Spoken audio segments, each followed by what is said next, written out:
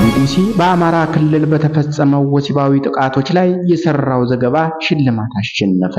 ቢቢሲ በአማራ ክልል ስለተፈጸሙ ወሲባዊ ጥቃቶች ለሚዲያ አዋርድ በምርጥ የፊውቸር ዘገባ ምድብ ሽልማት አሸንፈዋል። በዝርዝር እንመለስበታለን። የሰሜን ምዕራብ ዕዝ ሊሰነዘር የሚችል ማንኛውንም ጥቃት የመከላከል ብቃት እንዳለው የጦር ኃይሎች ምክትል ጠቅላይ ኤታማዦር ሹም ጀነራል አበባው ታደሰ አስታወቁ።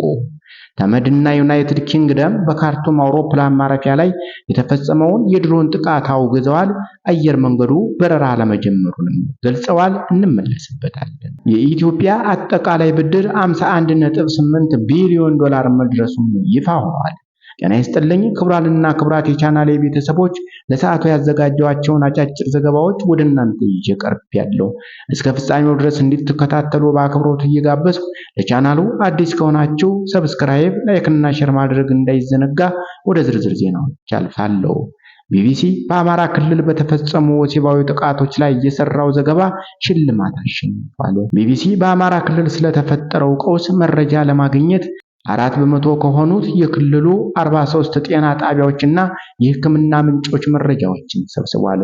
ቢቢሲ በአማራ ክልል እየተካሄደ ባለው ጦርነት የተፈጸሙ ወሲባዊ ጥቃቶችን በሚመለከት በሰራው ጥልቅ የምርመራ ዘገባ የአምነስቲ ኢንተርናሽናል ዊኬ የመገናኛ ብዙሃን ሽልማት አሸንፏል።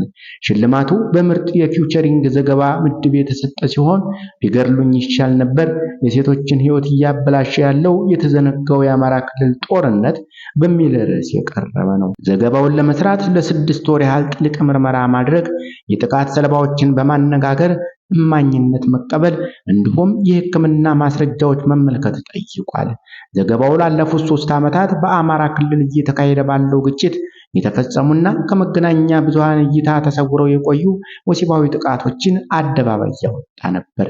ቢቢሲ ለዘገባው ያነጋገራቸው ተመራማሪዎች እንዲሁም የሕክምና ባለሙያዎች የደህንነት ስጋት ባለባቸውና ወደ አካባቢው ጋዜጠኞች መግባት በማይችሉባቸው የክልሉ አካባቢዎች እያንዣበበ ያለውን የማህበረሰብ ጤና ቀውስ በመጥቀስ አስጠንቅቋል። የምርመራ ዘገባው በትግራይ ክልል ለ2 ዓመት የተካሄደው ደም አፋሳሽ ጦርነት በፕሪቶሪያ ስምምነት ቢቋጭም ግጭቶች በአማራ ክልል መቀጠላቸውን ያሳየ ነው።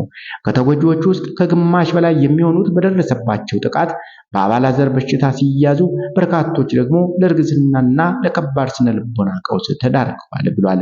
የኢትዮጵያ መንግስት የሚቀርቡበትን ውንጀላዎችና ክሶች በተደጋጋሚ ያስተባብላል። ነገር ግን ቢቢሲ ለዚህ ሽልማት ላገኘበት ዘገባው የመከላከያ ሰራዊትን እንዲሁም የአማራ ክልል ባለስልጣናትን አስተያየት ለማግኘት ተደጋጋሚ ሙከራ ቢያደርግም ምላሽ አላገኘም።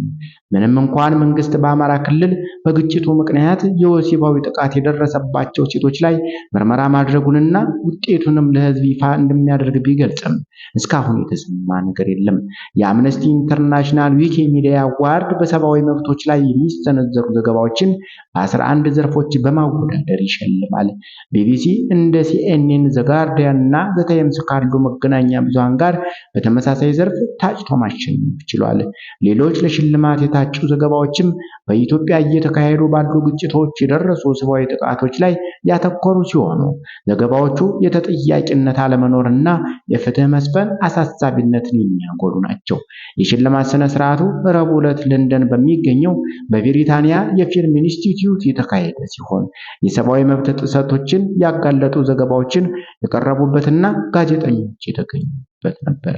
በሌላ ዜና የሰሜን ምዕራብ ዕዝ ሊሰነዘር የሚችል ማንኛውንም ጥቃት ለመከላከል ብቃት እንዳለው የጦር ኃይሎች ምክትል ጠቅላይ ኤታማዦር ሹም ጀነራል አበባው ታደሰ አስታወቁ። የጦር ኃይሎች ምክትል ጠቅላይ ኤታማዦር ሹም ጀነራል አበባው ታደሰ ሚያዝያ 29 ቀን 2018 ዓ.ም በሰሜን ምዕራብ ዕዝ የግዳጅ ቀጠና ተገኝተው የሰራዊቱን ወታደራዊ፣ አካላዊና ስነ ልቦናዊ ዝግጅት ተመልክተዋል። በጉብኝታቸው ወቅት ዕዙ ከታሪካዊ ጠላቶችም ሆነ ከውስጥ ባንዳዎች ሊሰነዘር የሚችልን ጥቃት ለመመከትና ለመደምሰስ በሚያስችል የዝግጁነት ደረጃ ላይ እንደሚገኝ አረጋግጠዋል ሲል የመከላከያ ሰራዊት ገልጿል። ጀነራል አበባው ለሰራዊቱ ባደረጉት ንግግር የእዙን ታሪካዊ ሚና ሲያብራሩ ሰሜን ምዕራብ እዝ መከላከያ የሰጠውን ግዳጅ በላቀ ጀግንነት እየፈጸመ የወጣ የተቋማችን አስተማማኝ እዝ ነው ብለዋል። የምክትል ጠቅላይ ኢታማዦር ሹሙ አክለውም እዙ የህወሓትን ሀገር የማፍረስ ተከታታይ ወረራ በመመከትና ሀገርን በማጽናት የነበረው ሚና እንደውም በአማራ ክልል ግጭትና ሁከት ለመፍጠር በተንቀሳቀሰው የሀገር ውስጥ ባንዳ በሆነው ጽንፈኛው ያሉት ቡድን በእዙ ጠንካራ ምት እንዲከሽፍና ቅስሙ እንዲሰበር መደረጉን ገልጸዋል። የኢትዮጵያ ጠላቶች ሀገሪቱን ለማዳከም ሌት ተቀን እንደሚሰሩ የጠቀሱት ጄኔራሉ መከላከያ ሰራዊቱ ግን ይህንን ሴራ በማክሸፍ የህዝቡን ሰላምና ደህንነት የማስጠበቅ ኃላፊነቱን እየተወጣ መሆኑን አስታውቀዋል። የኢትዮጵያ አጠቃላይ ብድር 51.8 ቢሊዮን ዶላር መድረሱ ይፋ ሆኗል። ኢትዮጵያ በድጋፍ መልክ ከአሜሪካ በየዓመቱ በመንግስት በኩል ፈሰስ የሚደረግ የ1 ቢሊዮን ዶላር ድጋፍ የምታገኝበትን ስምምነት ሁለቱ ሀገራት መፈራረማቸውን የገንዘብ ሚኒስቴር ለፓርላማው ተናግሯል። የገንዘብ ሚኒስቴር ይህን የተናገረው ከሰሞኑ የ9 ወር የሥራ ክንውን ሪፖርቱ በህዝብ እንደራሴዎች ምክር የቤት ፕላን በጀትና ፋይናንስ ጉዳዮች ቋሚ ኮሚቴ ባቀረበበት ወቅት ነው። የሚኒስቴር መስሪያ ቤቱ የሥራ ክንውን ሪፖርት በንባብ ያቀረቡት ሚኒስትሩ አቶ አህመድ ሺዴ የኢትዮጵያ አጠቃላይ ብድር 51.8 ቢሊዮን ዶላር ደርሷል ብለዋል። ከዚህ ውስጥ 33.5 ቢሊዮን ዶላር የውጭ ብድር ዕዳ እንደሆነና ቀሪው 18.3 ቢሊዮን ዶላር ደግሞ የሀገር ውስጥ ዕዳ መሆኑን አቶ አህመድ አብራርተዋል። ከ33.5 ቢሊዮን ዶላር የውጭ ዕዳ ውስጥ ደግሞ 22.1 ቢሊዮን ዶላሩ የፌዴራል መንግስት ዕዳ መሆኑ የተነገረ ሲሆን ቀሪው 11.5 ቢሊዮን ዶላር ደግሞ የመንግስት የልማት ድርጅት ዕዳ እንደሆነም አክለዋል።